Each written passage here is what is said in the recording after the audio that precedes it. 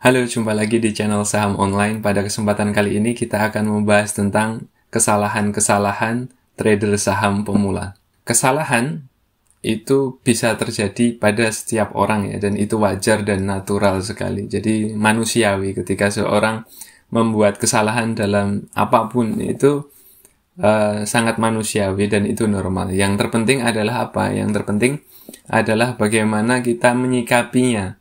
Bagaimana supaya tidak terjatuh dalam lubang yang sama ya 2 kali atau lebih, bahkan itu memalukan sekali. Maka adalah attitude yang baik bagi kita seorang trader saham seperti itu untuk kemudian mengambil pelajaran dari setiap langkah-langkah yang terjadi pada pengalaman kita agar ke depan trading kita menjadi lebih baik. Nah, berikut ini ada beberapa hal ya, yang barangkali sering menjadi kesalahan bagi trader-trader pemula. Kesalahan yang pertama yang terjadi pada trader saham pemula adalah over informasi.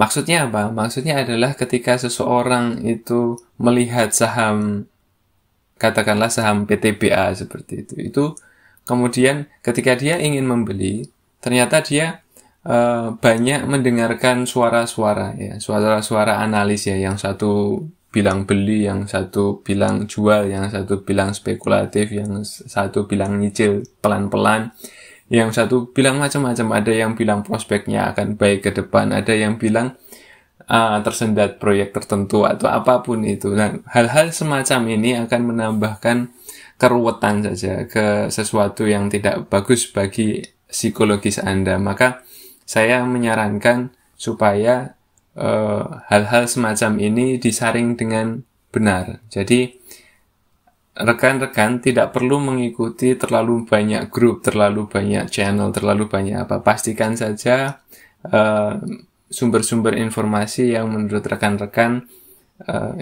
bisa diandalkan, bisa dipercaya seperti itu. Walaupun sebenarnya kita tidak boleh mempercayai 100% gitu, tidak boleh ya. Jadi informasi yang ada itu kalau terlalu banyak akan membuat kita pusing. Jadi sebaiknya rekan-rekan sendiri saja yang mencari tahu tentang informasi sebuah saham itu dengan cara rekan-rekan sendiri pada sumber-sumber yang terpercaya, seperti websitenya Bursa Efek Indonesia atau website dari yang resmi dari perusahaan tertentu seperti itu. Kesalahan yang kedua yang dilakukan oleh trader saham pemula adalah yaitu tidak menggunakan stop loss ya. Seorang trader itu wajib menggunakan stop loss. Itu salah satu senjata dari seorang trader ya. Karena apa? Karena kalau kita tidak menggunakan stop loss, maka kita tidak bisa membatasi penurunan kerugian kita. Jadi di dalam psikologi nanti kita akan terlalu banyak berharap ya, dan itu tidak bagus. Maka dengan adanya stop loss, maka kita akan terbantu untuk menjadi disiplin dalam menjaga resiko kita. Jadi kita sudah harus menetapkan dulu resiko yang bisa kita terima itu seperti apa. Maka stop loss ini penting. Maka seorang trader harus mempunyai stop loss dan bisa menggunakan menentukan stop loss itu harus pada angka seberapa, itu harus bisa. Lalu kesalahan yang ketiga bagi seorang trader saham adalah ketika dia gagal menerapkan stop loss ya. Jadi ketika di awal kita sudah menentukan stop lossnya itu di harga berapa seperti itu ya, itu kita harus disiplin tuh di situ ya. Karena nanti kalau itu dijebol ke bawah ya, angka stop loss dijebol ke bawah, lalu kita kemudian mulai berharap ya. Kita mulai berharap, wah ini kok menurut informasinya dari si analis yang ini kok mau naik ini, nggak usah dijual dulu. Nah, hal-hal semacam itu akan mengubah ini ya, menghancurkan psikologis Anda, menghancurkan trading plan Anda, dan itu tidak bagus ya. Jadi ketika rekan-rekan tadi itu sudah menerapkan stop loss di awal, maka rekan-rekan harus disiplin ya. Harus disiplin menerapkannya. Supaya apa? Supaya Anda tidak menyesal di kemudian hari. Kesalahan yang keempat adalah ketika seorang trader itu tidak punya trading plan, ya. Jadi karena tadi itu membeli saham kok, wah ini kelihatannya kok bagus ya. Wah, kalau kita membeli saham itu hanya berdasarkan kelihatannya gini, wah ini bahaya. Jadi rekan-rekan harus punya trading plan. Nah, si analis ini kok mengatakan bahwa ini akan bagus, apa kita harus beli atau ini kata orang itu bukanlah alasan untuk membeli, dan itu bukan trading plan, ya. Rekan-rekan harus menentukan dulu, ya, beli itu kalau kondisinya seperti apa, lalu jual itu kondisinya harus seperti apa, lalu harus stop loss itu harus seperti apa, apakah harus cut loss itu harus seperti apa, itu harus ditentukan. Nanti average up itu nanti seperti apa. Nah, itu harus ditentukan, ya. Harus ditentukan di awal, lalu kemudian kita disiplin, ya. Itu akan membentuk sistem ya. Salah satu kesalahan, ya, kenapa seorang trader itu gagal adalah karena dia nggak punya trading plan. Dan ketika dia tidak punya trading plan, dia tidak bisa mengaplikasikannya. Ini parah sekali karena psikologis ini sangat mengganggu. Jadi kalau perlu itu catat trading plan. Jadi beli ketika apa, lalu jual ketika apa. Nah, ketika kondisi beli ini terjadi, maka beli. Lalu ketika kondisi jual itu terjadi, maka harus dijual. Walaupun mungkin kelihatannya kok suara-suara ini beritanya masih bagus. Biasanya pas waktu-waktu mau menjual itu berita-berita itu bagus semua itu keluar, ya. Padahal harga mau diturunin. Nah, ini tidak boleh memberikan keraguan bagi seorang trader. Kalau waktunya jual, kondisinya harus jual, ya jual saja. Seperti itu. Itulah pentingnya trading plan, dan seorang trader harus punya trading plan. Nah, kesalahan yang kelima adalah ketika seorang trader menggunakan dana margin secara berlebihan. Ya, margin ini sangat menarik, ya. Margin ini sangat menarik karena kita bisa trading dengan modal yang jumlahnya sekitar 3 kali lipat lebih besar daripada modal kita. Jadi ketika modal kita cuma 50 juta gitu, maka kita bisa trading sampai 150 atau 200 juta seperti itu. Nah, ini menarik karena ketika kita untung, ya, maka yang terjadi untung kita akan berlipat 3 kali lipat. Dan ini sangat menarik. Tapi ini juga pedang bermata dua. Jadi ketika nanti rugi, maka ruginya itu juga 3 kali lipat ruginya. Dan ini sangat mempengaruhi psikologis kita, ya. Hidup kita nggak tenang, hidup kita nggak nikmat. Nanti secara ketika kita trading itu kita was-was terus gitu. Dan ini tidak disarankan untuk melakukan seperti ini. Kami sarankan untuk tidak memakai saja, ya. Dana margin itu nggak usah dipakai, ya. Karena kita harus melakukan manajemen resiko, ya. Jadi uang itu harus dibagi-bagi. Kalau kita pakai dana margin, maka kita akan ibaratnya itu semacam menaruh itu, ya, telur itu ke satu keranjang saja gitu. Dan itu kan nggak bagus, bos, ya. Jadi terlalu beresiko, dan itu nanti kalau menang itu kita akan terlalu gembira, dan ketika kita kalah itu kita akan terlalu sedih, dan itu tidak bagus untuk psikologi kita ke depan. Kesalahan yang keenam adalah average down, ya. Nah, ini average down ini ada ilmunya, ya. Average down ini ada ilmunya. Jadi hanya boleh dilakukan pada saat-saat tertentu saja. Jadi tidak sembarang dilakukan. Jadi ketika kita beli saham terus kemudian besok turun, lalu kita average down, lalu ternyata turun lagi, terus dapat berita, wah ini bakalan bagus, average down lagi, dapat berita lagi, itu jadi circle yang tidak baik, ya. Jadi siklus yang tidak baik, ya. Maka jangan average down. Average down itu terlalu beresiko, ya. Mending average up. Kalau sudah naik gitu, terus turun dikit, average up, terus baru naik. Kita di video ini, di channel ini, kita sudah menyediakan, ya, bagaimana average down, lalu bagaimana average up, seperti itu, ya. Nah, di average down ini hanya boleh dilakukan pada saat-saat tertentu saja. Dan itu sudah kita bahas ya secara detail di video tersebut. Silahkan cari di channel ini ya. Di playlist di dasar-dasar trading seperti itu. Ada dasar-dasar investasi, ada playlistnya. Silahkan dicari di sana. Nah, kalau tidak berpengalaman, ya, lalu kemudian kita rugi, ya, beli saham, rugi, lalu kemudian dengar berita bagus, kita average down, itu akan berbahaya. Karena kalau saham itu lagi turun, itu ya turun aja. Kita nggak tahu naiknya kapan. Jadi, kita harus memastikan dulu bahwa saham itu mau naik. Baru boleh average down kalau mau average down. Jadi, jangan sembarangan average down ya. Itu. Yang nomor 7 adalah kesalahannya adalah ketika kita terlalu sering melakukan transaksi jual beli, ya. Mungkin bagus ya bagi seseorang yang stylenya suka main cepat gitu ya. Tapi ketika kita terlalu sering melakukan transaksi jual beli, maka itu nanti bisa mempengaruhi kondisi psikologis kita ya. Itu jadi tidak baik nanti. Jadi kita nanti terus begitu kalah, lalu kemudian kalah lagi, terus seperti itu. Lalu ketika kita menang, wah setelah itu kita akan kehilangan jati diri, semacam itu ya, dalam tanda kutip kehilangan jati diri. Kita sudah kemenangan yang terlalu sering dan terlalu dekat jaraknya seperti itu ya. Itu akan membuat kita itu terlena ya, terlena. Kenapa terlena? Karena kita merasa wah ini mesti untung. Padahal nggak seperti itu.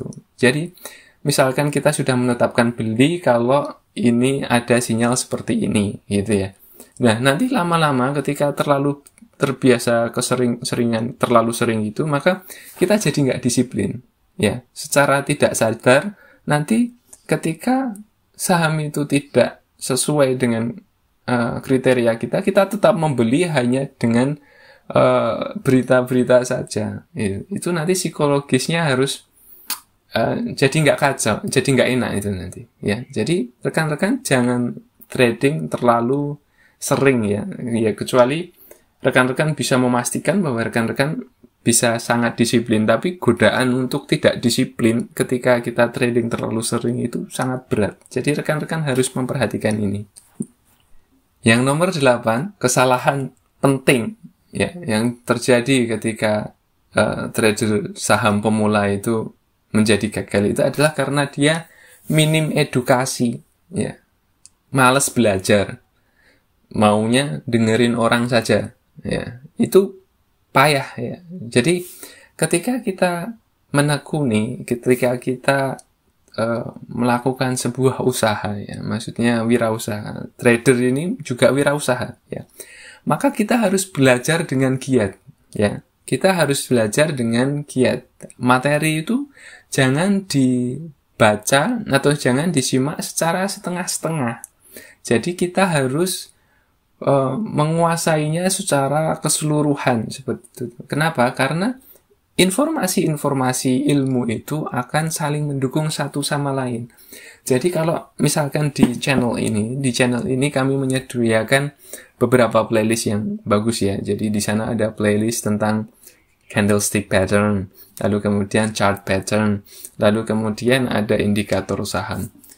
Itu kita kalau cuma menggantungkan satu atau dua saja ilmu, ya, penggalan ilmu itu, terus kemudian kita merasa sudah master itu, ya salah. Maka kita harus mempelajari semuanya itu. Ya, jadi ini ya. Jadi menjadi trader itu kita harus memahami semua ilmu yang berkaitan dengan itu. Ya. Jadi pastikan di dalam hati rekan-rekan semuanya itu bahwa tidak ada hal yang mudah itu, ya. Tidak ada cara kaya mudah dalam tanda kutip ya, seperti yang mungkin ada di judul-judul artikel atau judul-judul video yang lain, cara mudah untuk menjadi kaya atau apa, itu nggak ada. Semua itu harus dengan kerja keras, ya. Dan itu akan mungkin terjadi, ya. Keberhasilan akan mungkin terjadi kalau kita mau bekerja keras. Jadi di sini ada banyak materi-materi edukasi. Rekan-rekan dengerin saja tuh, disimak semuanya, dipelajari, pahami semua, lalu kemudian terapkan.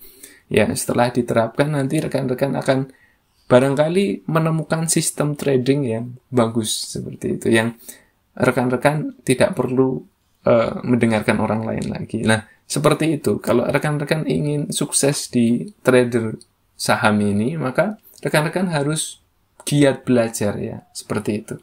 Yang nomor 9, ya. Kesalahan yang berikutnya adalah ketika seseorang itu terlalu mudah percaya sama orang, ya. Jadi kita tahu nih di YouTube, ya, di Telegram, di WhatsApp, ada di Instagram juga, di TikTok, itu banyak sekali istilahnya artis-artis saham seperti itu, atau mungkin di berita-berita di Kontan, Detik, Kompas dan lain sebagainya, itu banyak artis-artis saham, misalkan kayak Raditya Dika atau mungkin Kaisang atau Yusuf Mansur atau siapapun, banyak artis-artis saham seperti itu yang itu jangan terlalu dipercaya ya. Ketika seorang artis itu muncul, itu biasanya ada maksudnya gitu, yang kita tidak tahu ya. Ada yang baik, ada yang kurang begitu baik. Nah, kita harus mempelajari ya. Tidak semua artis saham itu kalau ngomong ya itu tidak selalu salah. Ya, tidak selalu salah. Bisa saja benar.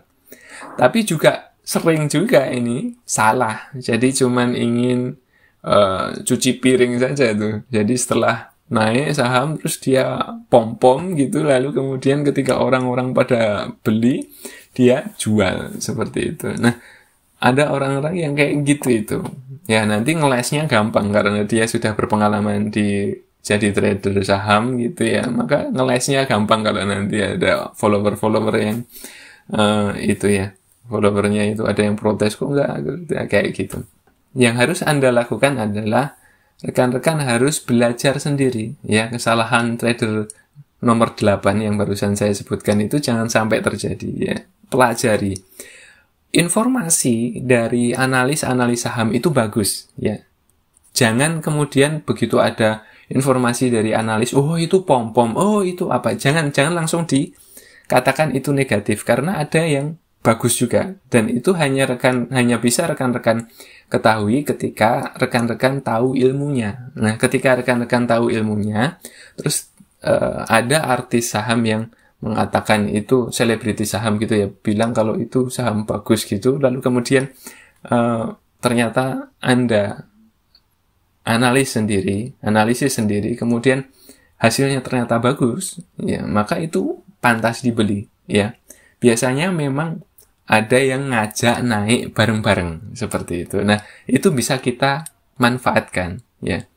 Jadi selama rekan-rekan tahu ilmunya, maka suara-suara dari analis saham atau selebriti saham itu bisa disaring dengan baik, dan kita bisa menggunakannya untuk kepentingan kita. Maka penting untuk belajar tadi, dan jangan langsung asal percaya dari apa yang dikatakan orang lain. Nomor 10 ya, kesalahan trader saham pemula nomor 10 adalah terlalu percaya diri ya. Jadi ada, karena sudah, wah ini saham saham Elsa ya, katakanlah saham Elsa ini kok kayaknya harga minyak ini naik terus, tinggi terus, wah kita harus beli nih, wah ini yakin beli ya, banyak analis yang merekomendasikan, wah sudah langsung deal 100% portofolio ditaruh ke Elsa, misalkan kayak gitu ya. Nah, itu kesalahan yang sangat fatal ya. Jangan terlalu percaya diri ya. Ketika kita tidak tahu, kita tidak bisa kan mengendalikan pasar itu. Kita ini ibaratkan bagaikan butiran debu ya. Jadi memang kita ini kecil sekali dan pasar ini besar sekali. Kita nggak bisa mengatur pasar. Pasar harus naik. Wah, nggak bisa. Kita ngikut ombak aja ya. Kita bisa ngikut ombak. Tapi kita tidak bisa terlalu percaya diri bahwa wah ini kayaknya bagus nih Elsa, harus semuanya taruh gitu. Nggak boleh. Maka kita harus apa? Harus melakukan manajemen resiko ya. Di antaranya yang paling mudah adalah uang itu, portofolionya rekan-rekan ini dibagi menjadi 10 gitu ya. Ibaratnya 10 itu bagi 5 atau bagi beberapa. Jadi jangan semuanya dimasukkan ke dalam satu saham. Kalau kita masukkan ke dalam satu saham, lalu kemudian dia drop, ya itu akan sangat mempengaruhi psikologis kita. Kita jadi nanti jadi nggak pede, nggak punya kepercayaan diri sama sekali terkait dengan pasar.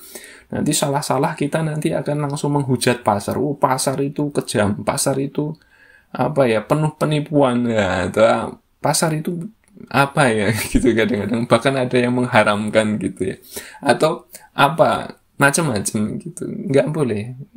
Kita harus tetap melakukan manajemen resiko ya. Ini akan membantu rekan-rekan untuk survive di pasar saham ini. Jadi kayak gini loh,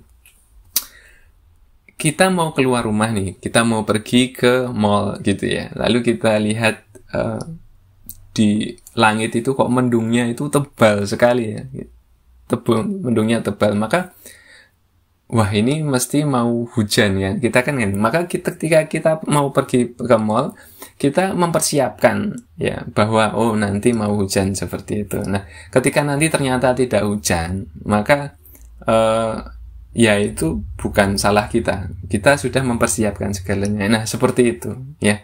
Jadi jangan terlalu percaya diri kalau itu mesti akan hujan gitu. Nggak bisa, kita nggak bisa mengendalikan hujan kan.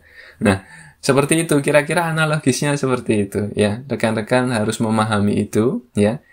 Rekan-rekan keep humble saja. Jadi dalam diri Anda, ini sederhana saja. Jadi orang yang sederhana ya. Yang penting taktis, punya strategi seperti itu ya. Saya rasa cukup sekian untuk materi kali ini ya. Semoga berguna dan jangan sampai kita melakukan kesalahan-kesalahan yang sudah terjadi ini ya. Rekan-rekan bisa trading tanpa kesalahan ya, maksudnya kesalahan-kesalahan yang sudah terjadi ini bisa digunakan oleh rekan-rekan semua supaya tidak masuk ke kesalahan-kesalahan itu. Jadi kita tidak perlu melakukan kesalahan-kesalahan itu.